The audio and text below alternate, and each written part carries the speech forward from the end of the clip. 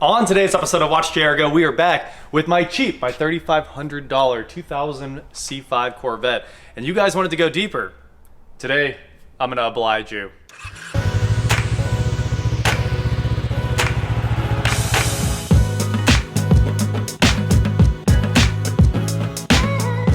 What is going on, guys? I am Watch JR Go, and welcome back to the channel that makes all of your dreams come true.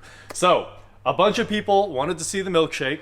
So today we're gonna drain the milkshake down on this thing, and we're gonna pull the oil pan apart. It's got a two-piece, the bat wing on the C5, and we're gonna go through and see if we can find a failed rod bearing or something like that. There should be play. Like if the rod bearing's bad enough that we can hear a very loud tick, there should be play in it. Now, there were a lot of other comments where people were saying maybe it's just a collapsed lifter, and maybe it is. We don't know yet, but either way, we're kind of in that territory where this thing should come apart because, you know, how long was it driven with the milkshake? How much wear do we have on the rod bearing? So maybe we'll stick a magnet in the oil as well. All I know is it's time to get this thing in the air. So up she goes. As you guys remember in the last video, we pulled the valve covers off, watched the valve train operate. It seems like everything's right. That doesn't guarantee that it's not like a collapsed lifter, maybe sort of collapsed, or a push rod with some damage or something like that. There is a chance we could pull all the push rods and put them on a perfectly flat surface, give them a roll, and see if there's a bow in one of them or something. There's a chance that could have happened. The more likely scenario here is that it's a bent rod or a failed rod bearing or something like that. So first off, like we said, we're going to show you guys the milkshake. So this is very tight, much tighter than I think it should be. Oh! I won. Fatality. Alright. So this is probably going to make a mess to start with, but we're going to get the light in here so you guys can see the oil as it drains out. Oh, not bad at all. Alright, and here's our perfectly clean magnet. Can you guys see through it at all? I don't think so. Ew, the goo. Okay, there's no metal. No metal on that magnet. I don't see any metal on that thing, so we'll leave the magnet in there because I don't remember if that was a magnetic plug or not. If it is, we'll go ahead and lower this and we'll check the plug. Well, the drain plug is not magnetic. We checked. Obviously, there's a real magnet so you can see. So we're gonna go ahead and set all that aside, and let's go ahead and pull this lower pan off of this thing. So hopefully it stays up here. I'll save the last bolts until it's done draining down, but oh yeah, they're coming right out. Oil all over these things. Do the inside ones first. We'll leave a few in so that it doesn't fall. So I decided to skip the weight here to drain the pan down. What we're gonna do is go ahead and start pulling these bolts, and we've got this huge catch pan underneath it. So that we're down to what? Just 2 bolts. Set that wherever it goes, I guess. Okay, good. Oh, I was hoping it was more sealed than that. How's that look? Like a milkshake. Well, it turns out the oil pan is internally baffled. I haven't had one of these bat wings apart before. I've never needed to pull one apart before. The sump's right here in the center. The windage tray is in the way as well, so we can't grab the rods from the bottom. A bunch of people were suggesting that, and I forgot the windage tray's in there. And there's definitely no easy way to get this oil pan off. The upper oil pan, it looks like the engine has to come out, at least out of the mounts and up, because it comes all the way up to the front here. The pan ends way up here, obviously, by the crank pulley, so I guess we're definitely not getting that pan out without getting the engine out of the car for the most part. There's a little bit of goo in the sump pickup screen here, but nothing that looks crazy. I don't know if I can... Hey, yeah, my finger does fit. That is some junk, but it's not metal.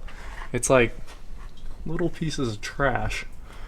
Kind of interesting. Oh, look, there's some trash. Gross. We need to, let's get this out in the light. It's nice that we actually looked at the pan here. So I'm gonna pull this out of here, and I'd like to drain it down, but wow. This is interesting. This looks like some kind of geological survey in here. We got some mountainous terrain over here. That's nasty. I just don't know. Like, none of this is metal. I got one piece of metal right there. Oop, come back. It was one tiny little flake. There's nothing, nothing terribly concerning here. Let's dump the rest of the milkshake out real quick. All right, let's clean this mess up. Like I said, I mean, a lot of junk, obviously. I mean, this looks like straight mud. But there was nothing in the top of the engine, and none of this is shiny. Wait. Is that, there was, I thought it was a flake. I think it's just dirt. All right, let's fire this thing up and clean the pan out. I don't see anything crazy here. Let's keep cleaning.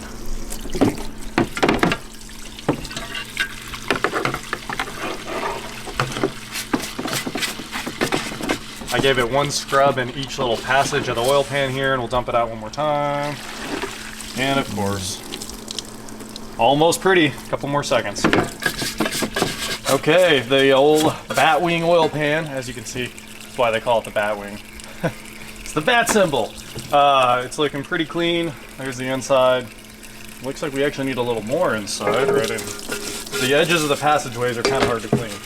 I don't know if this is going to do anything, but we're going to put new oil in it and try to start it back up, because a few people were convinced that it's just oil. And I could put some super cheap oil in it, and I guess I have a bunch of spare oil laying around. Let's just fill it up, see what happens. All right, we got the old Batwing looking pretty clean. We'll give it maybe a quick rinse with some brake clean and put this thing back on. Fill it up with some fresh oil, see if the tick magically disappears. I have very low hopes for this, but it's worth a shot. It's worth a shot. So we clean the gasket up as well. And of course we're gonna change the filter while we do this. Wouldn't do much good if we just put all the trash back in it. This is a nice reusable gasket, but it definitely seems like this one should not be reused. Let me clean up the surface with a paper towel. All right, we're getting the first couple screws started here, bolts started here. Hopefully we can get that out of the way now. Oop. Tightening down our oil pan real quick. We got this set to 2, which is a pretty low torque number there. Just letting it hit each one to make sure that little rubber plastic seal gets a little squeeze. So that one moved a lot. All right, I think I hit them all twice, and now we're ready for our drain plug, and we're ready to get the filter off of this thing. The old K&N's coming off. I bet this thing's got a bunch of sludge in it if the oil pan did. This would be the best chocolate milkshake ever. Like the perfect consistency, color. Oh, almost got it all over me. All right, let's find some cheap oil. Never bought cheap oil before. Hello, guys. How's it going? All right. So we got the old BMW truck. You guys know I've used this on inline 6s and BMWs before. Whisper quiet. Let's see if it's a lifter. This is definitely going to be a fun experiment. I think it's probably worth the time of seeing if it was just like a sticking lifter or something weird. I'm still thinking it's the bottom end, but hey, now we've got an oil filter. It's all buttoned back up and clean, which is awesome. Let's get this thing down, fill it up with oil, put the valve covers on it, start it up. Valve cover going in. How did this go in? What is happening? I think we got it all lined up nicely. Oop. Socket always stays behind. And I'll slide the spark plugs back in over here. Luckily this is pretty painless. Wrapping up, putting this thing back together. We got to get our plug wires on here. So these have the nice double click. So it's just such a satisfying engagement there. And the coils aren't really on. I just put 2 bolts in them so that they wouldn't end up flopping around while we start this thing up with our test here. A few people wanted to see it, and I thought, why not? So this Rizlone's always funny when you pour it in. It's like aquamarine, and we've about got that poured in here. Hopefully this we don't get underneath this and find a giant oil slick. Ooh, I was wrong. I left out some bolts. I think we'll be okay. The C5 takes about 6 quarts of oil, so this should be perfect with our Rizlone and our super cheap non-synthetic oil. This might be the first time almost in my life, I think maybe one other car got non-synthetic oil. I don't mess with that stuff that breaks down fast. I think we'll go for a Bluetooth pour because the C5 is pretty easy. There we go. Bluetooth 4.0 right there. Put back our cap. Look at that, mobile one only. We just ruined the whole car, didn't we? All right. Hopefully she starts. All right, Durrell, what do you think? Is it gonna shut up? Let's find out. I think it might. High doubts. Party on.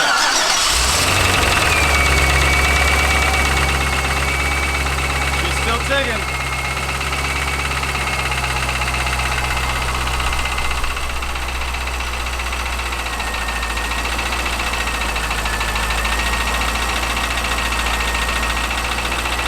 It seems slightly quieter, but I think that would happen no matter what with just oil in general.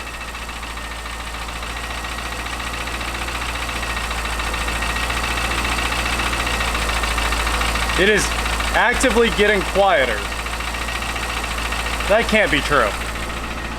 That can't be true. No, it sounds loud back here. Give it a little rev.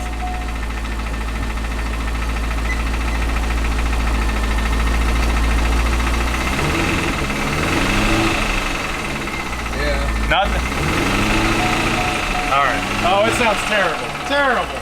I think the only thing we did with this experiment was clean things up. We cleaned the milkshake out of it, which I guess might help, but probably not. The Rizlone was worth a shot, but it's still kind of iffy where this problem is. And unfortunately, we couldn't move the rods back and forth. I thought if we dropped that bottom pan, we'd be able to, but we had the baffle in the way, we had the windage tray in the way, there were quite a few things in the way of being able to reach in there and grab rod bearings and go like that, which is what we were hoping for. All right, let's clear the codes and see what happens. First, I want to see the codes too. So fuel and options here. Yeah, I know, reduced engine power, it's not even running. Clear all of our messages, options, 1, 2, 3, 4 on the fuel. Uh-oh, here's our codes. We have a lot of codes. Let's let it cycle all the way through here. I'd say a bunch of these are probably the coils being unplugged. And we've got some history and currents. So 1637 history, 1638 history, probably coils or something. Show me again. Yeah, traction control, no COM, that's interesting. BCM, no codes. SDM, B1000. B1001. This thing has codes on codes. I'm just going to let you guys sit here and read them out with me because that is a lot of issues. IPC, no codes. Good, the instrument cluster works. Radio, no COM. There we go. I would expect that to fail. HVAC works. Wow, I never see one with 0 HVAC codes. I don't know what the laser disc control module is there. Forgot what that is. All right, I really just want to see the PCM. Manual diagnostics, PCM, 9 codes. And I think gauges to read and then gauges to scroll. Yeah, there we go. There is every code on it. Now we're gonna clear it, hold reset to clear it. Should say PCM, 1 code. What code? How do you already have 1 code set? I don't know what could possibly be broken there. 1221 history current. All right, we'll look up that one. And let's start this thing back up for the first time with no codes.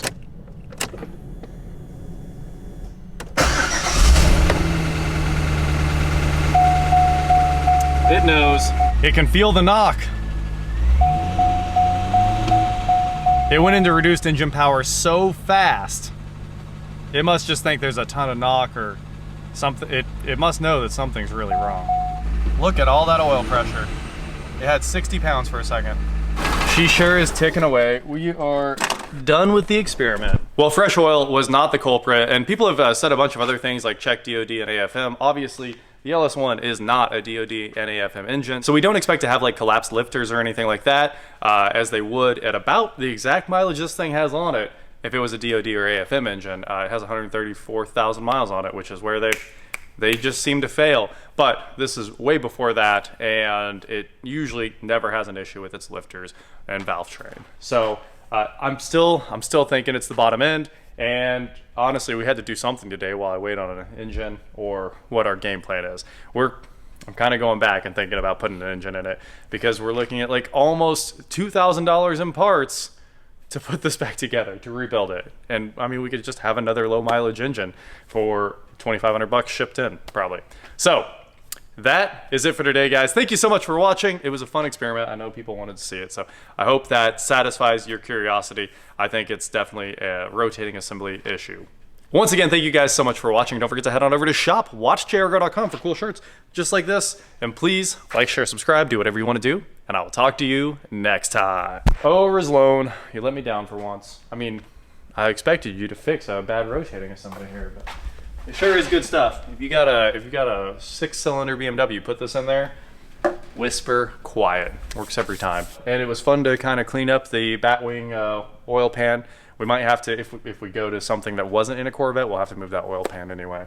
Luckily, that's a really easy job. And this one's nice and clean inside. No weird, like, I mean, that sludge was, we're talking like thick, that thick. It was, that was some sludge at the bottom of that pan. But no metal, again, which really means that it's probably, the rod bearings are probably fine. It's probably a bent rod, or we've got major issues in the valve train that we can't see. I just noticed, I went back and looked at that video and put fresh oil in. It was the top comment from the last video about the C5. And I can tell you that the problem with that engine is so bad that it's just absolutely shaking. I mean, violently shaking. The knock sensors are going wild. Within 1 second of clearing the codes and starting the engine again, reduced engine power. That engine is, it's trash. I mean, obviously it can be saved, but it's not okay in its normal form. Sure, it cleans up off idle, but yeah, it's broke.